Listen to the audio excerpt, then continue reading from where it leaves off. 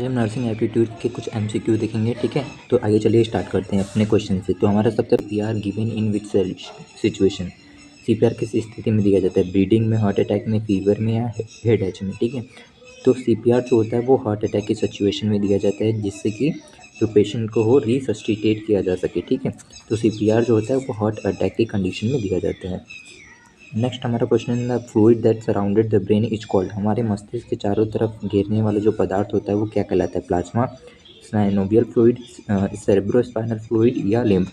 तो प्लाज्मा जो हमारा ब्लड में पाया जाता है, साइनोवियल फ्लूइड जो होता है हमारा साइनोवियल जॉइंट में पाया जाता है, लेकिन जो सेरेब्रल फ्लूइड होता है यानी कि जो ऑप्शन सी है वो ब्रेन को जो होता है सराउंडेड किया होता है, ठीक है।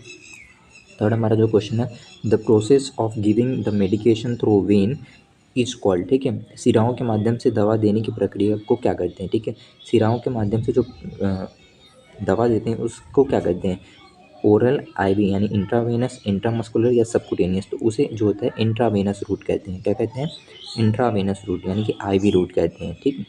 आईवी रूट में जो मेडिकेशन होता है वो किसके थ्रू देते हैं? वेन के थ्रू यानी सिराओं के थ्रू देते हैं।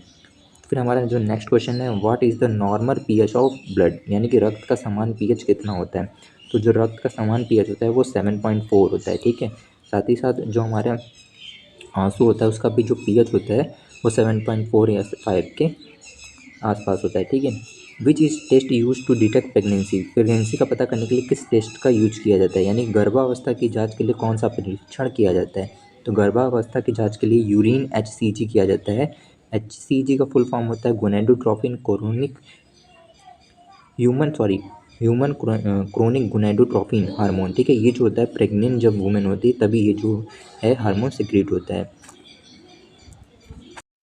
हमारा नेक्स्ट क्वेश्चन है, छठवां क्वेश्चन जो है क्या है, which position is best for unconscious patient, यानी बेहोशी मरीज के लिए कौन सी स्थिति जो होती है अच्छी होती है, ठीक है। अनकॉन्शियस पेशेंट के लिए सुपाइन, प्रोन, लेटरल या सिटिंग। तो सुपाइन में क्या होता है? फेस ऊपर की तरफ होता है। प्रोन में क्या होता है?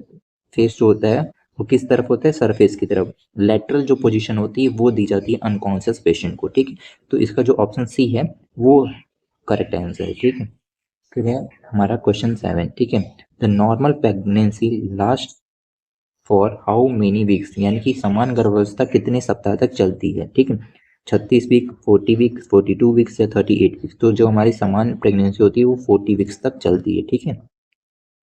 फिर हमारा नेक्स्ट क्वेश्चन है, इन्फेक्शन कंट्रोल बिगिन विद, जो संक्रमण नियंत्रण की शुरुआत होती है किससे होती है? तो जो संक्रमण नियंत्रण की शुरुआत होती है वो हैंड वॉशिंग से होती है, ठीक है।